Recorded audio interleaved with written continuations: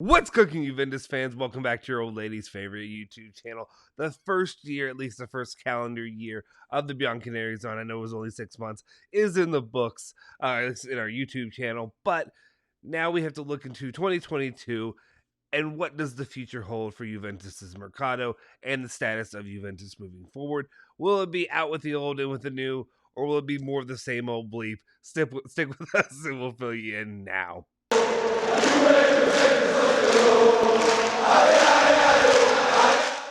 Ciao ragazzi, welcome back to the Bianconeri Zone. My name is Justin Sofro. Today it is a very special day. It is New Year's Eve. It is December 31st, 2021, and I bring you the latest updates regarding all things Juventus, all that you care about, to wrap up our 2021 year.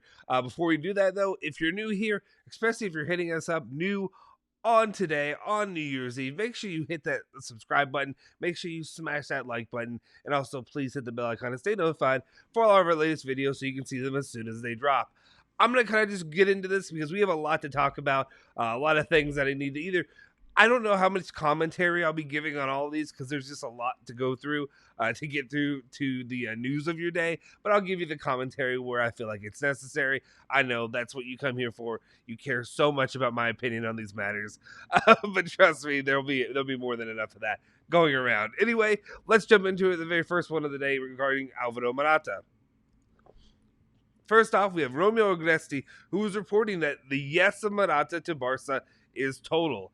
18 months contract guaranteed. It's now up to Juve, who obviously, to let him go, must first find a replacement. He put fund, but it's find a replacement anyway. But yeah, Juventus needs to find a replacement for Alvaro Morata before any of the nonsense that we talked about all of yesterday. If you haven't already seen it, make sure you check out our videos from yesterday. We did a live stream where we talked about the whole situation going on with that. Yeah, Juventus right now, as it stands right now, and again, I know I said I wouldn't comment on every little piece, but this is the big news that we're talking about today, is Alvaro Morata, his situation. I'm going on with that, but really, it's about Juventus. In the end, we know Morata isn't long for Juventus. His time at Juventus is about complete. Once the season ends in May, June, that'll be the time where he contract's done. He moves out. Whatever, we move on.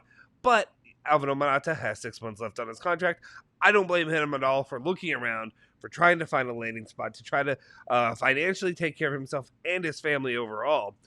But at the same time, Juventus got to worry about Juventus. As it stands right now, though, there'll be a list of names we'll talk about that could try to replace him. We'll see if any of those are feasible really in the next month. Otherwise, Morata's going to have to sit out, or not sit out, but have to keep playing for Juventus until the end of May. So let's go ahead and continue on now, though, with the second part of this. And that would be... actually, Gianluca Di Marzio has a couple comments about this overall that he made. So let me just go ahead and read through these real quick. First off, he says, Atletico asked that Barcelona take on a loan until the end of the season, adding the obligation to buy at the end of the year for 35 million euros. However, Barca do not seem willing to accept the solution. The clubs will continue to negotiate. So one thing that's clear is obviously both sides. It's not all easy peasy for Barca. It's not just like, come on, bring all your baggage. We got to make this work out in the end. Continuing on, Di Marzio reports saying that Juve, however, to let Morata leave, need a replacement, just like Agresti was reporting, and Barcelona have offered Depay, a player who is not convincing to Juve, also because of his recent injury. The club do not seem willing to accept this. Completely agree. Don't need to add another injured player right now. As good as somebody may be, we've seen the Dybala situation right now and how it's playing out. We've seen plenty of other J-Medical players. Unfortunately, you need somebody who's healthy. Continuing on, Di Marzio goes on to say what pushes Morata towards Barcelona is that Xavi wants to bet on him as a starter. Not only that, the player is aware that Juve will not buy him in June, so he finds a good solution in January. He intends to take it into consideration and not let it slip away. One thing I will completely say, again, I know I'm making comments on every single one. One thing I will say, I don't blame Morata at all for this, because I feel like we've been talking about this for at least a month or two, maybe more than that, maybe 3 months, about the situation with Morata. Juventus has been pretty openly, maybe not obviously openly as in like nobody's come out and just said he's done, but in the end, Juventus has openly basically flirted with the idea of Vlahovic, with anybody else, even Scamacca here of late. So right now, no, I don't feel bad, or I don't feel bad. I don't feel any kind of negative feelings toward Morata and his idea to try to want to move as soon as possible, so that way he can have another 18 months of salary. That's how it is. That's just how it is for me. Take care of that family. Anyway, then we have Luca Bianchi, who goes on to discount on some points about Morata's future, saying, with Juve, it's still pending. Agreement reached between the player and Barcelona. He can leave only if Juve signing number 9. Depay, not the kind of striker for Allegri. Icardi and Cavani are on the list. No chance for Ousmane Dembele. So for all of you that were asking, reaching out yesterday about Dembele, it ain't going to happen for Juventus, which is I'm fine with. Anyway, just nothing really a lot really new from that segment. We really kind of knew that. Cavani's a name I've seen floated out as well. We'll see if that actually has any kind of potential there. But yeah, Icardi seems to be making a little bit of a resurgence, of course, as of late. And then also Nico Lucier comes out with his comments about Morata, saying that Alvaro Morata is not satisfied at Juventus, no bleep. But Bianconeri, I have paid 10 million euros to Atletico for the loan and asked money, not swap, to give the green light for his departure. Barca have reached an agreement in principle with the Spanish striker who would like to join. So more of the same, just confirmation from all kinds of sources. So that way, I mean, obviously, if Romeo Gnesti wasn't good enough for you, I don't know what to do for you currently right now. All right. So that's the situation as it stands. And I apologize. I think I'm coming down with some kind of sickness. So I apologize for these sounds that come from me or my oversized nose right now.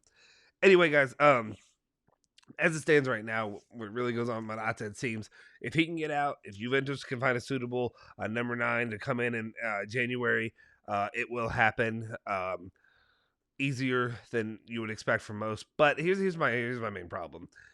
We're gonna get into some of these other options here in just a second. That's what we're moving on to. But it's just like Morata moving out, it has to be concurrent with that of a solid number 9 coming in. I don't want just anybody in. I don't want this situation with Morata to throw the Juventus program in even more flux, because you bring in some number 9 that ends up down the road blocking the potential move of Vlahovic. And I know we've talked about Vlahovic, and we've talked about some roadblocks there. Romeo Gnesti even coming out and saying in the recent days about the roadblocks that come in for Vlahovic. Even for Scamacca, like to me, Scamacca, I'd rather go for Scamacca than go for Icardi at this point. Even though we're going to have to talk about Icardi, I just would rather go for a player like that, who I feel like has maybe some more potential there in the future to develop. I understand he's got tattoos. Everybody hates tattoos. I'm sorry, it's just fun.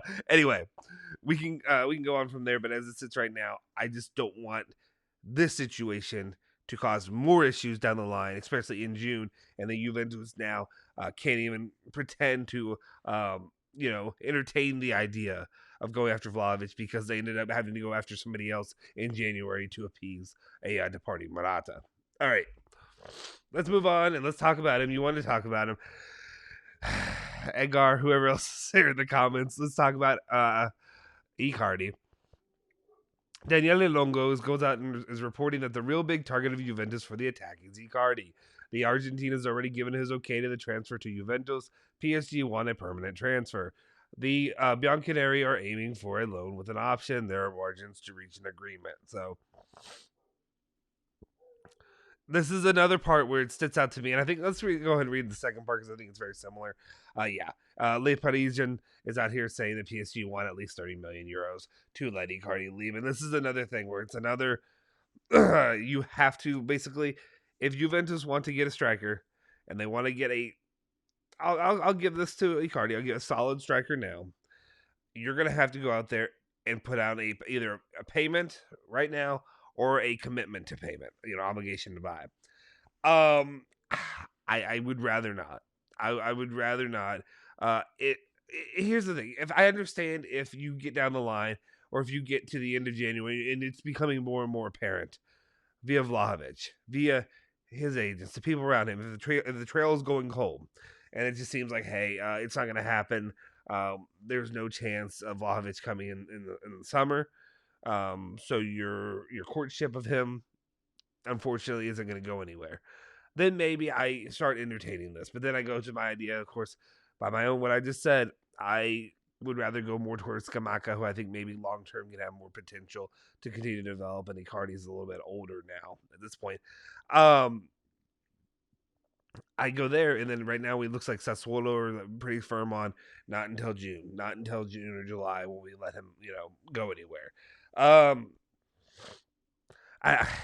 I I don't know. Like I don't know what it would take for me to be like all in on Icardi. Really, I'm not there as a fan personally. I know there's plenty of you all that disagree with me. When I say plenty, there's a vocal few of you that are very adamant about Icardi. I'm becoming more open to the idea of Icardi though, just because as it seems right now, all potential roads are starting to fall away. And that's where I get a little bit more nervous about the future when it comes to adding a striker. Because right now, if we're being honest, unless you're going after a younger guy who maybe can potentially develop down the line, you're losing a lot of options. Anyway, let's move on. Next up, we have Corriere della Sera is talking about Barca's Depay is not in Allegri's plans, basically saying that Memphis Depay would not be among the favorites of Allegri to replace Morata. Max would like a pure striker to replace Alvaro with the various Scamacca, Icardi, Milik, and Abba Mayang as valid options. Yeah, I agree. I'm not big on Depay. I don't think right now. Again, my main issue right now is just the injury problem. He's got injury issues. He doesn't have injury issues, but he's been currently injured. And I know if you've ever gotten injured, it can still nag. There's a psychological effect after you've been injured, and how all that plays out down the line. We'll see. But as it stands right now, I just wouldn't gamble. We have enough injured players. I wouldn't gamble on another one. And really trust in the fact that he will recover 100%, because I have not seen that happen much lately. Anyway, Milik is a hell no for me. Aubameyang, not really interested. Scamacca and Icardi would be the two that really stuck out to me that I'd be willing to bite on in the future. And that's big for me because I was not really high on Icardi. So.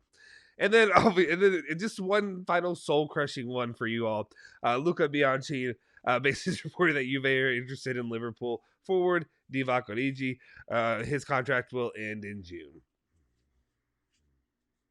Moving on. Anyway, that's how it stands right now when it comes to the striker room. Now for some more in-home assets when it comes to Juventus, maybe more of the selling variety. Let's get into the news story there. Like I said, I told you this is going to be a long video. We have Kulusevski news. Basically, Nicolas Shiro is out here saying that Tottenham are still interested in Dejan Kulusevski, who is transferable by Max Allegri. Paratici has talks with his agent, Lucci, in the last days that is monitoring the Swedish player. We've kind of known this news. Continuing on with that, Gazzetta dello Sport reporting Tottenham are still very interested in Kulusevski. They could offer Giovanni Lo Celso in a possible deal. I don't know enough really about Lo Celso to really give a positive or negative really breakdown of him. Let me know your thoughts on him in the comment section down below. But again, as it stands with Kulusevski, it would be I'm repeating myself at this point. It would be obviously unfortunate to see him go, but I completely understand if you can get some money and maybe use that toward a better midfielder down the line. Actually, that would say in the offer, I'd say no, I just want cash. That's what I'd say. Sorry. I want cash. I don't want a swap deal or anything like that from Tottenham. I want money, and I want to use that money to go get a better midfielder down the line. Put it toward maybe even a Pogba. Maybe put it toward, whatever have you. Tchouaméni, Zakaria. We'll see what the options are. So that's what I look at right now. Yeah, I'm going to stay hard on that. Sorry, just in my head, like I said, there's a lot going on in my head right now as we're working through this, and I'm just thinking, you really are not going to have a lot of options down the line when it comes to the Mercado this year. You've got basically looking at a striker and a midfielder, right? That's probably more than likely what you're going to do, unless you can sell some other guys to potentially bring in a center back or something like that to really reinforce you, maybe a left back. We'll see how it goes down the line. But yeah, that'd be the one way that I'm willing to let Kulusevski go, is it has to be for cash. It's got to be for money to bring in some other guys down the line. Continuing on, talking about left back and selling players, is Alex Sandro. Speaking about him, Juventus are hoping to get 15 million euros for Alex Sandro in the summer. So I guess they're becoming more and more insistent on potentially selling Alex Sandro. I'll be honest. I talked about this before, but like not that I think Alexandro's good or great by any means, but at this point, I just wouldn't sell him because I don't know what options you really have out there. I mean, if somebody thinks that they have a better option, that's fine. Especially if Luca Pellegrini is playing his way up in the role. But as it stands right now, you got so many other players that you got to focus on. I don't know that Alexandro is the main problem right now. The Omicron strikes, basically, not we reporting, but it's basically been known that Pinsolio and Archer have tested positive for the Roni. So there it is. Unfortunately, right when you get Archer back and he's starting to play a little bit more, he gets a little bit of the Roni. We'll see how long it plays out. We'll see if he ends up how long it takes to really recover from it. And obviously, we're going to be missing a lot of Pinsolio because Pinsolio was definitely going to be out there playing a lot of minutes during the next month or so. Anyway, but Archer, the only really information, the only really aspect of it that really I take away from it is I wonder, I don't think it would, but how it affects maybe into his Mercado value. I don't think it would affect anything at all, but just, in case for some reason he would have to sit out for a while or something like that. Who knows how long some of this thing drags on. Anyway, that's how it sits right now for us. All right, let's move on. Now we're just going to wrap this up with some comments from some of the players. Some of them that might interest you. Former players, Dragusin, Buffon. I guess Dragusin, in limbo. Former player right now. Dragusin was speaking with PlaySport, saying a balance of this year. Actually, I would start with the end of 2020. With my debut in the Juventus first team, it's a moment I'll never forget because that's when my journey into great football began. So really just kind of putting some praise on Juventus and really seeing some positivity about his time there and getting to start his career there. He goes on to say there's a lot to learn from Chiellini and Bonucci. If I had to pick one piece of advice from them, it would be to keep your feet on the ground. Bonucci is the director of defense, almost a trequartista. Cortistas, I struggle with it. He has an incredible vision of the game. I also would have loved if in this moment that he would have said, Chiellini and Bonucci said, keep your feet on the ground. Bonucci said, keep your ass sitting out. Going on from there, Dragusin also said that Chiellini is a warrior. Watch him closely during games, and you'll discover the hunger from which he defends. But after the game, he becomes the warmest person possible. He is the captain of Juve, the man who gives everyone, who gathers everyone around him. And then he goes on to say, De Ligt, a beast. Although he's very physically developed, he has incredible speed, a perfect athlete. Yeah. All the positive comments about him is absolutely true. When it comes to him and what he could end up being for Juventus down the line, as long as he stays there. I really enjoyed his comments about Chiellini though, because it's exactly how I feel when I watch him. You see that hunger, you see what it takes to be a good leader. It also shows that he has the balance to be a good person. And when I say good person, obviously it's hard to really, as much as you love these Buffon, whoever, Del Piero even. You love all these players. You don't know them personally, so it's hard for me to speak on them as people. But you can kind of see from Chiellini, at least, that he has that warmness to him as a person outside of the pitch. Like, he even says he's a son of a bitch when he's playing the game. But when he's off the field, you can tell that he's got that warmness of guy you can just go chill out with, which is great for developing that camaraderie that goes along with playing the sport. Let's move on to the comments from Buffon. Buffon had some comments with Corriere dello Sport, in which he says that Dybala is definitely a technical leader because he's Juve's best player, and then in recent years he's matured a lot.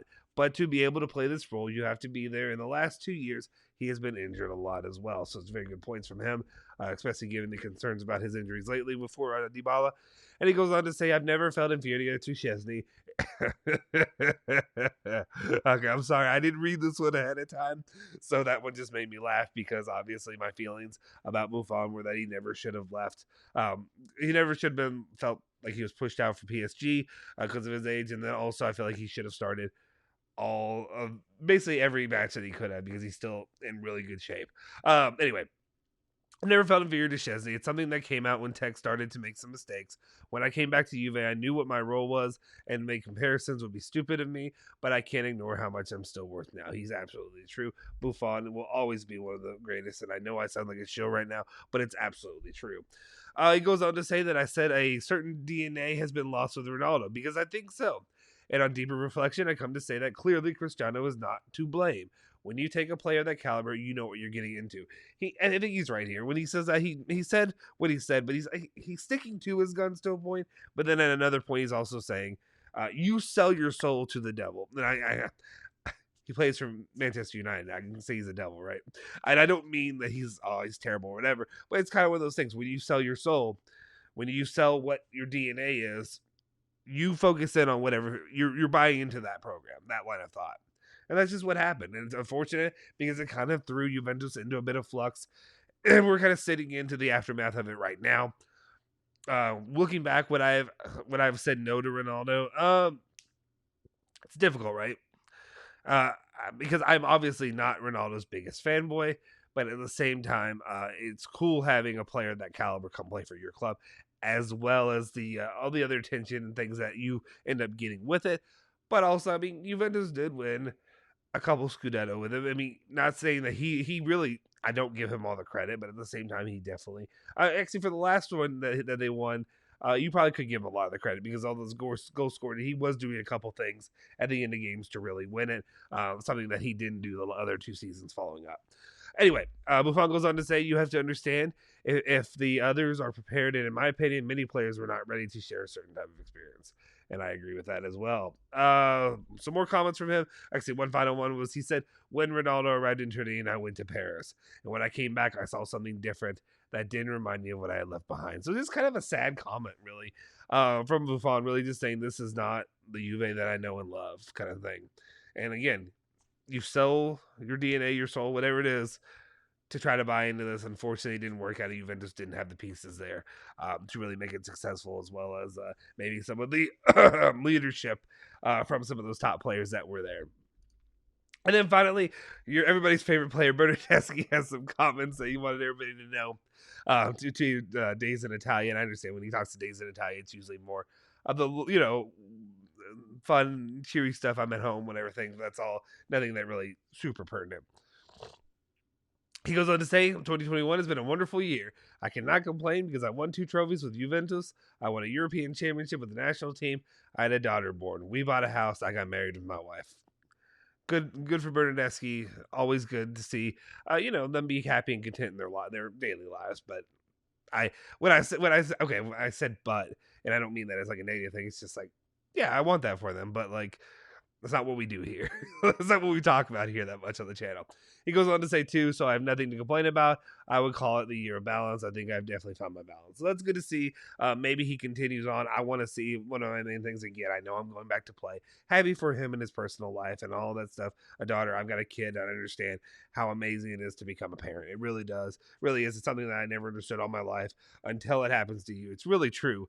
Until it happens to you, you really don't understand it. But at the same time, talking about his professional career, I need to see him continue. Like I said, if we're even talking about any kind of renewal, even at a low base level, which now it seems more and more likely just because of what Juventus is dealing with in some of those positions. I just really, really hope to see him overall continue on the trend and the trajectory. I know it's a low trajectory, but he scored a goal, had a few assists here of late. Continue that up throughout the rest of the season into May, and then I will feel better about Juventus giving him another contract extension or renewal. Anyway, we did it. 20 some odd minutes into this thing, and we're finally done with the news video. A lot longer than my normal videos, but today I don't think we're having a live or anything like that, so hopefully this will appease you all until the end of the day and get you through until New Year's Eve, or I guess the ball drop and all that goes along with that. We appreciate you guys for tuning in as always. Make sure you hit that like button, smash that subscribe button if you haven't already. Join our community. Let us know in the comment section down below your thoughts on all the topics we talked about, as well as let me know if you're a new member of the community. We always love to hear where you're from, who you are, how you became a Juventus fan, all that good stuff. Let me know in the comment section down below. Make sure you also hit that bell icon to stay notified for all of our latest videos. Also, if you haven't already, go follow us on our social media. You can follow me at Justin Sofer on Twitter. Follow Bianconerizone at Bianconerizone on Twitter and Instagram and all that good stuff as well. We'll see you guys in the next year. My last parting thoughts are just really have a happy, safe New Year's Eve. Like I said, be safe, but at the same time, enjoy this time because a year ago we didn't really get to. Well, I don't know. Some of you may not still be able to do it, but for those of you that are able to, celebrate with those you love and that you care for, and hopefully we'll have a good New Year to celebrate, and we'll see how Juventus finishes out this season. I'll see you in 2022. Forza Juve, Forza Bianconeri.